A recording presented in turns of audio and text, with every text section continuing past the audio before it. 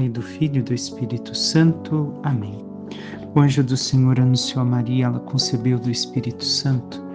Ave Maria, cheia de graça, o Senhor é convosco. Bendita sois vós entre as mulheres, bendito é o fruto do vosso ventre, Jesus.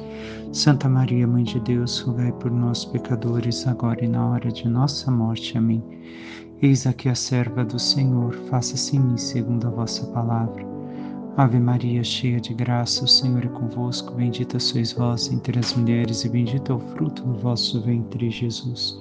Santa Maria, Mãe de Deus, rogai por nós, pecadores, agora e na hora de nossa morte. Amém. E o Verbo divino se fez carne e habitou entre nós. Ave Maria, cheia de graça, o Senhor é convosco. Bendita sois vós entre as mulheres, e bendito é o fruto do vosso ventre, Jesus. Santa Maria, Mãe de Deus, rogai por nós, pecadores, agora e na hora de nossa morte. Amém. Rogai por nós, Santa Mãe de Deus, para que sejamos dignos das promessas de Cristo. Oremos, infundi, Senhor, em nossas almas a vossa graça, como vos pedimos, para que nós, que pela anunciação do anjo viemos a saber o mistério de vossa encarnação, paixão e morte de cruz, cheguemos um dia à glória eterna dos céus, pelo mesmo Cristo, Senhor nosso. Amém.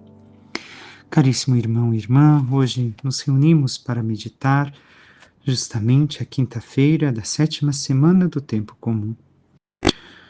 E seguimos com o Evangelho de São Marcos, de onde paramos ontem. Naquele tempo, disse Jesus aos seus discípulos: Quem vos der a beber um copo de água porque sois de Cristo, não ficará sem receber a sua recompensa. E se alguém escandalizar um destes pequeninos que creem, melhor seria que fosse jogado no mar com uma pedra de moinho amarrada ao pescoço. Se tua mão te leva a pecar, corta-a.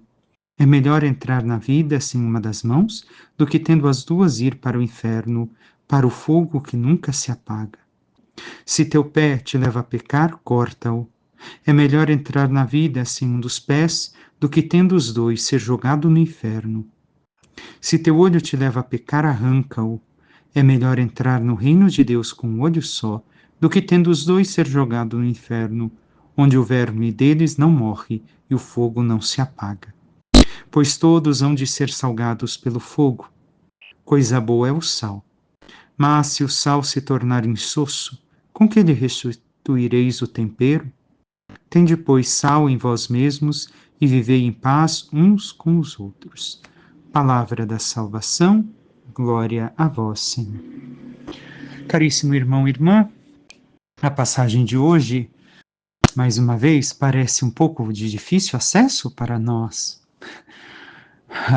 Podemos empreender uma interpretação a partir ao menos, o primeiro versículo da onde paramos ontem.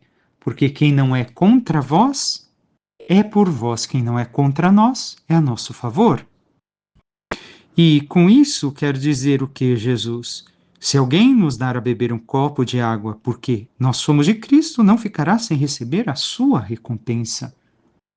Então, estas pessoas que, reconhecendo o nosso seguimento de Cristo, o nosso ensinamento do Evangelho, a busca de santidade, nos auxiliam com o mínimo, o simples da vida, como um copo de água. Uma coisa tão simples, mas tão necessária, e ainda mais se recordarmos a região desértica onde vivia Jesus. Então, por agirem bem assim, essas pessoas também não ficarão sem sua recompensa, porque reconheceram em nós a presença de Cristo e do Evangelho. Essa é a possível interpretação, ligando com o versículo que ontem encerrava o Evangelho, e justamente recordando o Evangelho, onde João e os outros discípulos proibiram um que não seguiam de expulsar demônios em nome de Jesus. Mas também podemos enxergar que não somente essas pessoas que muitas vezes não nos seguem, mas todos os que nos fazem o bem receberão uma recompensa se reconhecem em nós a presença de Cristo, e não nós. Não nós. Porque muitas vezes o que queremos é levar a nossa pessoa, a nossa personalidade, nós aparecermos. Não. É a ação de Cristo que deve de agir através de nós. E por isso, muitas pessoas podem nos dar algo até mesmo como um gesto de carinho, ou algo muito simples, que nós devemos de acolher, reconhecendo que quem merece é Cristo e não nós. E temos agido assim na nossa vida e na nossa caminhada cristã. E fala logo em seguida o Senhor sobre o escândalo. A tradução que escutamos, eu vou ler uma outra tradução que diz algo diferente. E todo aquele que escandalizar um destes pequeninos que creem em mim, melhor lhe fora que lhe atassem à roda do pescoço uma mó de atafona e o lançassem no mar. É uma pedra de moinho. Mas fala da roda do pescoço, em volta do pescoço. Lhe amarrassem uma pedra e lhe lançassem no mar. E logo em seguida o Senhor vai dar o exemplo daquilo que devemos de tirar na nossa vida e que pode ser um escândalo na fé para os pequeninos do Senhor. Aqui ao falar dos pequeninos, fala dos pequenos na fé, aqueles que Jesus quer salvar, ou seja, a todos, não somente muitos talvez pensem das crianças. O que Jesus quer dizer com escândalo? Recordemos, escândalo é uma pedra que está no meio do caminho e que faz alguém tropeçar e cair, sofrer uma queda, se machucar e não conseguir muitas vezes continuar o caminho dependendo da queda. Então, Jesus mostra aqui que o homem é dotado de livre-arbítrio e porque o pecado nos corrompeu, como bem sabemos, corrompeu a nossa natureza, nos inclinando para o mal, pela fragilidade de uns e pela malícia de outros, se darão sempre os escândalos, como consequência da corrupção humana e dos abusos da liberdade. Então, é justamente o abuso da liberdade, a corrupção humana, a busca do bem que não é o bem de Deus, mas dos prazeres da vida, a corrupção humana, o abuso da liberdade, que nos leva a praticar os escândalos. Liberdade da qual, ainda que com tais abusos, não quis nem quer Deus privar o homem, porque o criou num estado de provação. E a liberdade se é funesta quando instrumento da culpa é necessária como instrumento de reparação e do bem. Devemos de ter isso presente para nós. Deus nos criou neste estado de purificação, de provação. Se usamos mal, instrumento de culpa, mas também instrumento de reparação e de bem.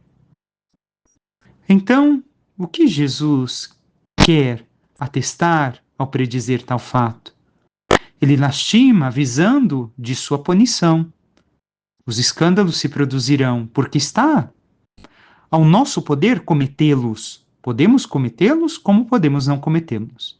E não é vontade de todos os homens evitá-los, bem o sabemos. Muitos homens não evitam cometer escândalos, inclusive dentro da igreja, até mesmo entre aqueles que nos deveriam de ser os maiores exemplos de fé. Não evitam, produzem, um atrás do outro. Mas, ai daquele por quem vier o escândalo, diz Jesus, porque se o pratica livremente, resistindo à graça que lhe é dada para não fazer o mal, será, portanto, responsável pelo seu crime e pelas suas consequências. É isso que o Senhor está querendo dizer a cada um de nós. Ele nos dá graça. Mas se escolhemos em liberdade fazer o mal, ai de nós. Pagaremos os crimes e as consequências de tais fatos, dos escândalos produzidos na fé para os fracos na fé. E como temos agido na nossa vida? Como temos usado a nossa liberdade? Para o bem ou para o mal? Para a reparação e produção do bem? Ou para fazer o mal que nós queremos? E aqui o mal é buscar as coisas que Deus nos diz que não devemos buscar. Prazeres que não são lícitos viver. Segue então Jesus nos falando do que temos que tirar da nossa vida. Se tua mão te leva a pecar, corta-o, o pé, corta-o, o olho, arranca-o. O que o Senhor quer indicar para nós? Vamos também ouvir a outra tradução. Se a tua mão te escandalizar, corta-o. Então, a mão ser escândalo, o pé é escândalo. E também o olho, se o teu olho te escandaliza, arranca-o fora. Jesus está usando em uma outra tradução justamente a palavra escândalo para as três coisas. Escândalo e pecado, então, são uma e mesma coisa. Mas, Padre, nós não somos santos? Sim, mas estamos lutando pela santidade.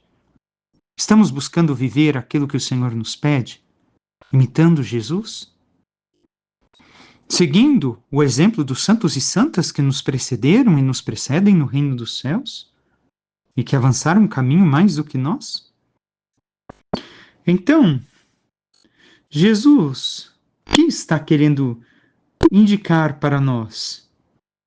Ele está orientando, basicamente, logo em seguida, a questão do inferno. Em todos os versículos, nessa tradução que escutamos, não, mas em algumas traduções tem presente justamente, logo após falar tudo isso, do que tendo duas mãos ir para o inferno, para o fogo que nunca jamais se apaga, onde o verme que os rói nunca morre, o fogo nunca se extingue. Depois do pé, a mesma coisa, onde o verme que os rói nunca morre, o fogo nunca se apaga. E assim, 3 vezes é dito, um para cada parte do corpo que Jesus orienta. Entremos nas partes do corpo e o que elas tendem a simbolizar em relação ao pecado. Pé, caminho. Pé nos recorda o caminho. Que rumo estamos tomando na nossa vida? Estamos caminhando nos caminhos do Senhor ou nos caminhos do mundo? Ou nos caminhos daqueles que acham coisas espetaculares no mundo e se desviam do caminho de Deus, do caminho da graça? Como tem sido o nosso caminhar? Para onde o nosso pé tem nos levado no senso espiritual, no sentido espiritual? Esse é o questionamento que devemos de nos fazer. E se percebemos que está nos levando ao pecado, ao erro, a caminhos onde Deus não nos quer, devemos de cortar isso da nossa vida. Devemos de arrancar da nossa vida estas coisas, porque é isso que está a indicar.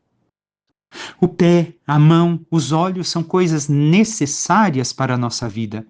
Jesus não está falando para fazermos isso literalmente, mas sabemos muito bem que, se nos falta uma mão, um pé, um olho, nos fará muita dificuldade. Jesus está nos colocando com o olhar espiritual da vida eterna, do reino dos céus, e nos colocando a questionar os caminhos que estamos empreendendo na nossa vida. E se este caminho, para mim, é prazeroso, eu até gosto, me divirto, mas este mesmo caminho não é aquilo que Deus me pede, eu devo de arrancar da minha vida. É melhor viver sem este caminho que eu estava seguindo, do que seguindo por este caminho, por esta vida que eu estava levando, eu me condenar ao inferno. E já vamos falar do inferno dentro de pouco.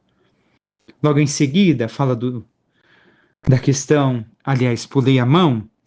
Se a mão te escandaliza, se a mão te leva a pecar, o que é a mão? As ações. Como têm sido as nossas ações? São ações que imitam os gestos amorosos e misericordiosos de Deus em toda a nossa vida, na nossa família, no nosso trabalho, no convívio com as pessoas. Como têm sido nossas ações, nossos trabalhos? São todos feitos para a glória de Deus, demonstrando que somos filhos de Deus?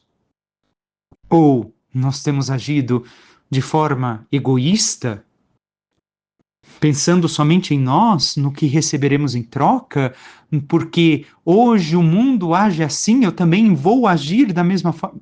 Então não estamos agindo enquanto cristãos de forma escandalosa, de forma pecaminosa. E aqui a ação também nos arremete ao pecado em todas as suas formas. Nós temos agido de forma pecaminosa? Realizado pecados, atos pecaminosos? Se sim, arranquemos. Porque é melhor ficar sem viver por um tempo. Isto É melhor sofrer por pouco tempo nesta terra, tendo arrancado estas coisas meramente humanas e prazerosas, do que sofrer na eternidade no inferno. Por fim, justamente os olhos, se teu olho te leva a pecar, arranca-o. O que temos visto? Olho também simboliza enxergar a fé. Temos enxergado à luz da fé todas as coisas, ou temos olhado com olhar humano, olhar pecaminoso, um olhar de uma fé que não pertence à fé católica, nós que nos dizemos católicos? Só existe uma fé para nós. A escolha é nossa, temos liberdade, mas sabemos que o caminho da salvação para nós que somos cristãos é Cristo, não há outro. E temos enxergado tudo em Cristo, olhado as coisas com um olhar humano, materialista, ideologista e qualquer outra coisa que possamos colocar, e nos esquecido do olhar da fé e de viver olhando tudo com os olhos da fé. E com tudo isso, o que o Senhor está dizendo? Que para sermos cristãos, necessitamos cortar das nossas vidas muitas coisas e pagar o preço da fé. É necessário pagar o preço. Recordemos os mártires, os apóstolos, os santos, todos pagaram o preço. Até mesmo nossos antepassados. E nós estamos pagando o preço da nossa fé? Cortando da nossa vida tudo aquilo que nos afasta de Cristo? Sigamos algo que parece um pouco distoante para nós escutar. Pois todos, aliás, voltemos à questão do inferno. Inferno. É melhor isso do que ser jogado no inferno, onde o verme deles não morre e o fogo não se apaga. Onde, como um cadáver, sendo alimentado, aliás, vermes se alimentando de um cadáver, também nós seremos assim, sofreremos dessa forma, só que não como um cadáver que não sente nada, porque a alma tem vida. Sentiremos eternamente o sofrimento de sermos corrompidos e destruídos por aquilo que escolhemos de forma errada nesta vida. E o que temos escolhido? Agora sim a frase diferente. Pois todos hão de ser salgados pelo fogo.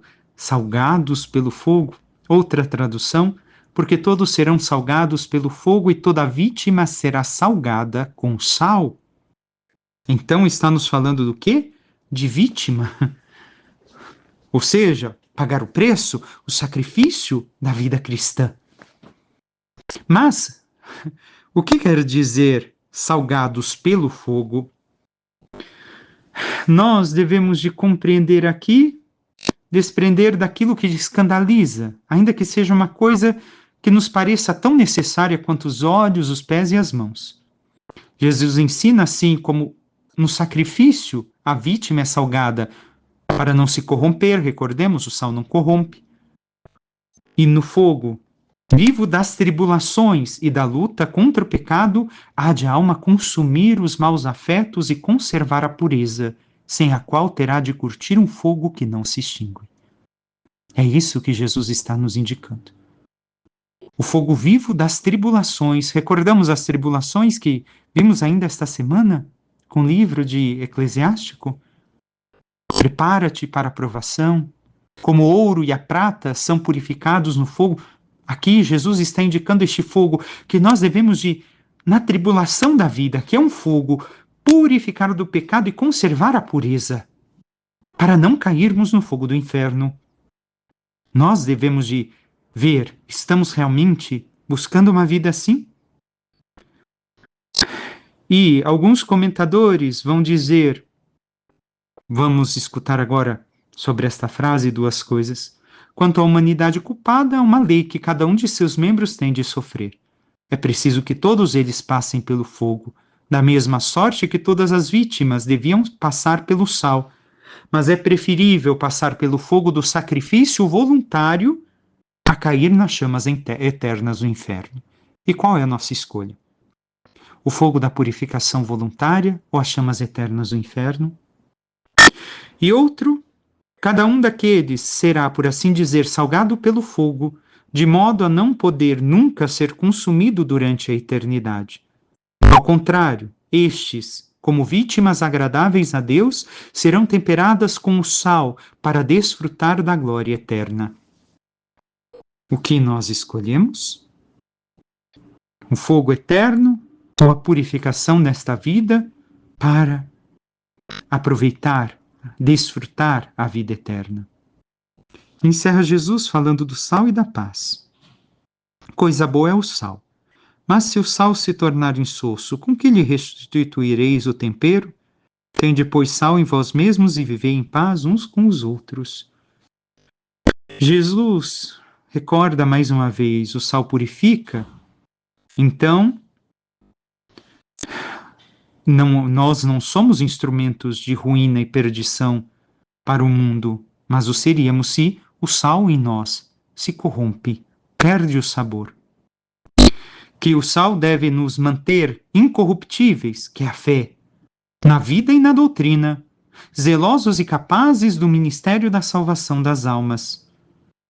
E assim nós devemos, como na antiguidade se comia sal, os amigos juntos para simbolizar sua fidelidade a uma promessa, Jesus pede que tenhamos o sal em nós, que combate a corrupção e acaba, e não devemos de ter brigas uns com os outros, mas viver na humildade e na paz fraternal, como aqueles que se unem para fins mais santos. O refrão do Salmo de hoje nos diz: é feliz quem a Deus se confia. E adiante do Salmo vai dizer: eis que ele é semelhante a uma árvore que à beira da torrente está plantada, ela sempre dá seus frutos a seu tempo e jamais as suas folhas vão murchar. Recordemos, assim será a nossa vida, se verdadeiramente nos confiarmos a Deus. Passemos, enfim, à primeira leitura. Continuamos o livro de Eclesiástico, capítulo 5. Escutemos. Não confieis nas tuas riquezas e não digas, basta-me viver. Não deixes que tua força te leve a seguir as paixões do coração. Não digas, quem terá poder sobre mim? Ou quem me fará prestar contas das minhas ações?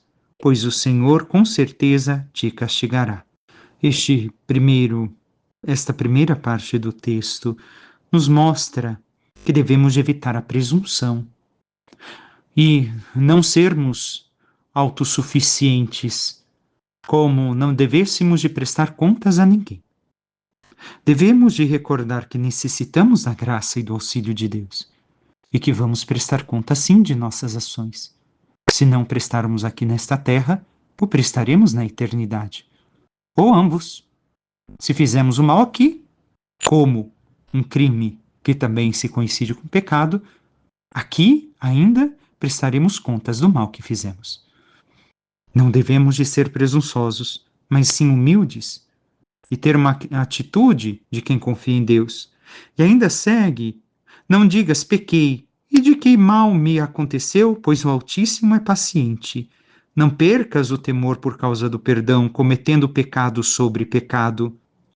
Não digas, a misericórdia do Senhor é grande, ele me perdoará a multidão dos meus pecados, pois dele procedem misericórdia e cólera, e sua ira se abate sobre os pecadores. Não demores em voltar para o Senhor e não adies de um dia para o outro. O que quer dizer esta segunda parte, antes de encerrarmos com os últimos versículos? Eu vou reler depois o versículo 8, porque encerra no 9. Que nós não devemos de abusar da misericórdia de Deus. Ah, eu pequei, nada aconteceu. Ah, olha, eu vivo a vida em pecado. Olha, nada acontece. Ah, imagina, Deus castiga. Deus é amor, Deus... Ben Sirá não está dizendo isso no texto. De uma hora para outra, Deus pode soltar a sua cólera, a sua ira. E não sabemos quando vamos morrer, quando vamos prestar conta. Por isso, devemos de mudar a nossa vida. Ainda hoje escutava uma homilia de um sacerdote, um santo sacerdote conhecido aqui no Brasil, que dizia: uma coisa é quando nós pecamos, cometemos o erro e pecamos contra a divina justiça. Aí o Senhor age conosco quando nós vamos pedir o perdão, age conosco e derrama sobre nós a sua misericórdia.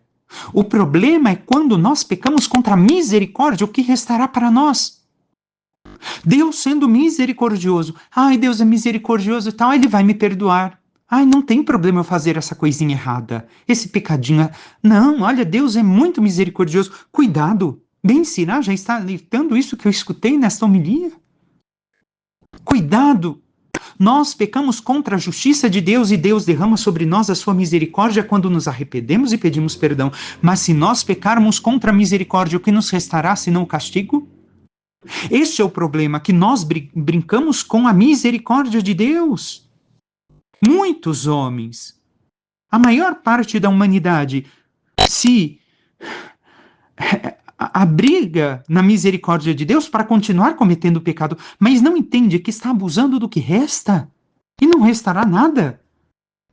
Porque Deus dá a misericórdia, mas para que nós nos convertamos. E nós temos mudado de vida. Temos amado a misericórdia de Deus e buscado abandonar o pecado, a iniquidade, a maldade. Por quê? Porque o Senhor pode nos ferir. E às vezes fere com rapidez aos iníquos, e não deixa impune as maldades. Tolera às vezes os malvados por um bom tempo para dar a entender aos que meditam sobre ele que juízo está reservado a eles. Mas nós, retorno ao versículo 8, não demores em voltar para o Senhor e não adies de um dia para o outro, pois sua cólera vem de repente e no dia do castigo serás aniquilado. Não te apoies em riquezas injustas, pois elas de nada te valerão no dia da desgraça. Nós temos nos voltado para o Senhor todos os dias de nossa vida, buscando nossa conversão sincera, nossa santidade, nossa mudança de vida, ser agradável, ser presença de Cristo na terra para nossos irmãos e irmãs? Ou não? Ou temos nos aproveitado da misericórdia do Senhor, nos esquecendo que se ferimos e pecamos contra a misericórdia, o que nos restará será somente a ira. Busquemos a nossa conversão e não deixemos de um dia para o outro, como diz Ben Sirá, na parte final que escutamos. Não sabemos, não devemos de adiar, amanhã eu me converto. Não, hoje eu não vou cometer esse pecado. Aqui volta aquele PHN da Canção Nova, por hoje não. Hoje eu não vou pecar, eu não sei se eu tenho amanhã.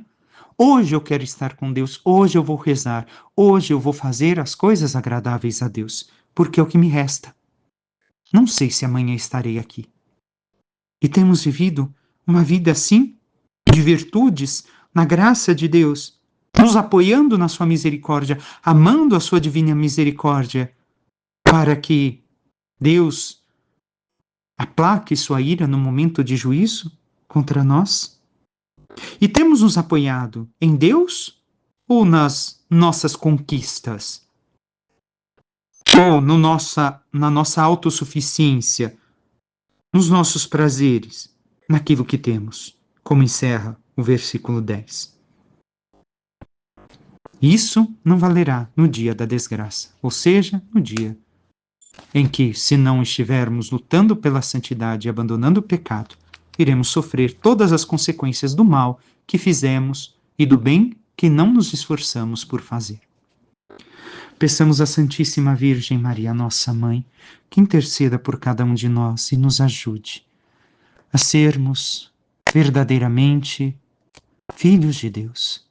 Que possamos cortar de nossa vida, arrancar, extirpar de nossa vida tudo aquilo que tem nos desviado do caminho de Deus, do caminho da sua santidade, tudo aquilo que nos tem feito viver para uma vida material, ideológica, mundana, que não vai de encontro à santidade de Deus e ao Evangelho e tampouco aos sacramentos. E assim, vivendo cada vez mais o que o Senhor nos pede, nos abandonando em sua misericórdia e vivendo todas as graças que o Senhor nos dá, abandonando o pecado, possamos ser sempre fiéis a Ele para um dia merecer a glória dos céus. Louvado seja nosso Senhor Jesus Cristo, para que sempre seja louvado. Por intercessão da Santíssima Virgem Maria, de todos os santos e anjos de Deus, desça sobre vós vosso trabalho, vossas famílias e tudo que vos pertence, a bênção do Deus Todo-Poderoso, Pai, Filho e Espírito Santo. Amém. Um santo e abençoado dia a todos.